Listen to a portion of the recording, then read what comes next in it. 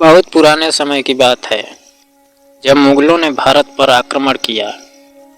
उस नागा साधुओं ने हिंदुत्व को बचाने के लिए मैदान में उतरे और शुरू हुआ घमासान युद्ध। युद्ध का विशाल क्षेत्र एक ऐसा दृश्य था जो आंखों के सामने जैसे कोई भयंकर तूफान चल रहा हो। पूरा आकाश धूल और भस्म से भरा हुआ था।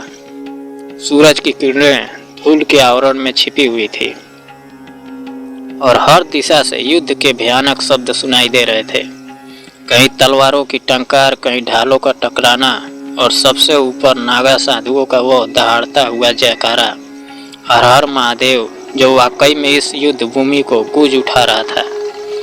नागा साधु, जिनकी हर उंगली में तपस्या और संघर्ष की शक्ति समाहित थी, वे अब पूरी तरह से युद्ध के मैदान में उतरे थे।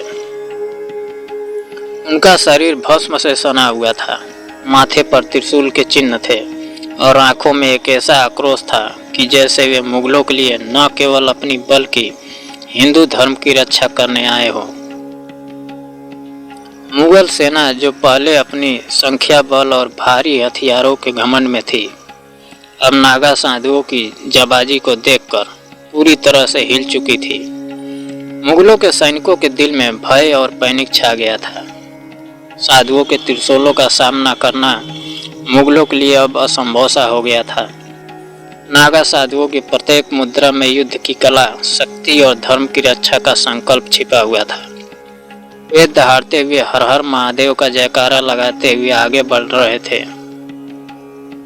जैसे वे सीधे स्वर्ग से आए हो। उनका हर कदम आकाश में गूंज रहा था और उनके शरीर से निकली हर तलवार की धार ने मुगलों के दिलों में खौफ भर दिया था। एक सैनिक ने अपनी तलवार उठाई, लेकिन इससे पहले कि वह कोई वार कर पाता, साधु ने अपने त्रिशूल से उसे इस तरह भेद दिया कि वह हवा में ही लटके हुए गिर पड़ा। उसके धड़ का एक हिस्सा पूरी तरह से त्रिशूल में फंसकर खून से सना हुआ था। खून की एक नदी सी बहने लगी थी, लेकिन नागा साधुओं के चेहरों पर इसका कोई असर नहीं था।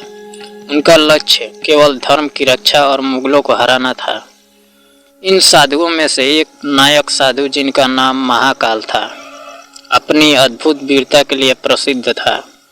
महाकाल ने तलवार के बजाय अपना त्रिशूल ही अपना अस्त्र बना लिया। उनकी विशालकाय काया और शक्तिशाली बाहुबल ने मुगलों के होश उड़ा दिए थे। हर एक मुगल सैनिक को जब वे त्रिशूल से परास्त करते थे तो उसकी चीखें युद्ध क्षेत्र में गूंजने लगी थी। महाकाल की आंखों में गुस्सा और आस्था की ऐसी गहरी ज्वाला थी जो केवल उस समय के हिंदू धर्म की रक्षा के लिए जल रही थी। वे जैसे किसी देवता की तरह युद्ध भूमि पर चल रहे थे और उनके साथ दूसरे साधु भी युद्ध करते हुए मुगलों के खिलाफ जूझ रहे थे। एक युद्ध क्षेत्र में जब महाकाल ने एक मुगल सेना के प्रमुख को त्रिशूल से भेदा तो वह प्रमुख सैनिक भी उफनते हुए गिर पड़ा। उसकी आवाज में दर्द और हताशा थी, लेकिन महाकाल का चेहरा शांत और दृढ़ था। युद्ध के घमासान के बीच अब मुगलों की सेना में भागने की स्थिति बन चुकी थी। जो मुगल कभी अपनी विशाल सेना और घातक अस्तक बल के लिए प्रसिद्ध थे, अब उनके सैनिक डर और भय से चिल्लाते हुए युद्ध भूमि छोड़कर भागने लगे थे। कोई अपनी तलवारें तोड़कर भाग रहा था, तो कोई अपनी ढालें, तो किसी का खून से सना हुआ शरीर लेकिन भागता हुआ जा रहा था। नागा साधु उनके पीछे इतने निर्भीक थे कि जैसे युद्ध की हर जीत उन्हें और उनकी आस्था को और मजबूत कर रही हो। उनका विश्वास धर्म और शुद्धता में था और वे जानते थे कि यही उनकी असली शक्ति है। मुगलों की सेना चीखती हुई भाग रही थी, लेकिन नागा साधु उनकी हर भागती हुई टुकड़ी पर वार करते हुए उन्हें और ज्यादा डराते जाते थे। जब तक युद्ध जारी रहा, तब तक साधुओं ने मुगलों को कहीं भी शरण लेने का मौका नहीं दिया। जैसे ही एक मुगल सैनिक मुगलों की प्रमुख सेना से अलग हुआ, नागा साधुओं ने उसे पकड़ लिया और उसके सिर को एक ही झटके में त्रिशूल से अलग कर दिया। उनका प्रत्येक वार इतने सटीक और तीव्र थे कि हर हमला मुगलों के लिए एक और प्रलय बन चुका था।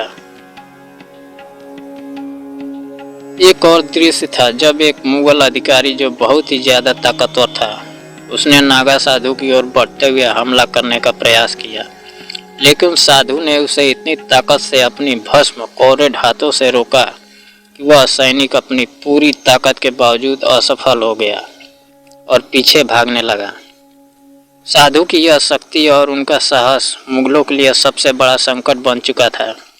अंततः जब युद्ध की सुबह का सूरज ढलने लगा और रक्त से सनी भूमि पर केवल साधु और मुगलों के शव पड़े थे, तो विजय नागा साधुओं की थी। उनका हर हर महादेव का जयकारा अब शांति और आस्था का प्रतीक बन चुका था। इस युद्ध में न केवल नागा साधुओं ने अपनी अस्तित्व की रक्षा की, बल्कि उन्होंने मुगलों को यह समझा दिया कि उनका साम्राज्य अब तक हिंदू धर्म और उसकी धार्मिक भावना को कुचलने के लिए जितनी कोशिशें करता आया था, वह अब समाप्त हो चुकी थी। नागा साधुओं की वीरता और उनका संघर्ष भारतीय इतिहास में एक अमर कथा बन चुका था। अब उनके द्वारा किए गए इस युद्ध ने यह साबित कर दिया कि धर्म और आस्था, आत्मविश्वास के साथ कोई भी बाधा नहीं आ सकती। यह युद्ध केवल शारीरिक संघर्ष नहीं था, बल्कि एक गहरी आस्थाओं और विश्वासों का प्रतिरूप था, जिसमें नागा साधुओं ने अपनी मृत्यु से डरने के बजाय अपने धर्म की रक्षा को प्राथमिकता दी। इस युद्ध ने भारतीय जनता को यह संदेश दिया कि धार्मिक आस्थाएं, शांति और सत्य की ताकत से कोई भी शक्तिशाली शत्रु पराजित हो सकता है। नागा साधुओं ने मुगलों के खिलाफ जितनी जंग लड़ी, वह केवल उस समय के युद्धों तक सीमित नहीं रही, बल्कि भविष्य के लिए भी एक प्रेरणा बन गई, जिससे यह सिद्ध हो गया कि धर्म की रक्षा के लिए किसी भी कीमत पर लड़ा जा सकता है।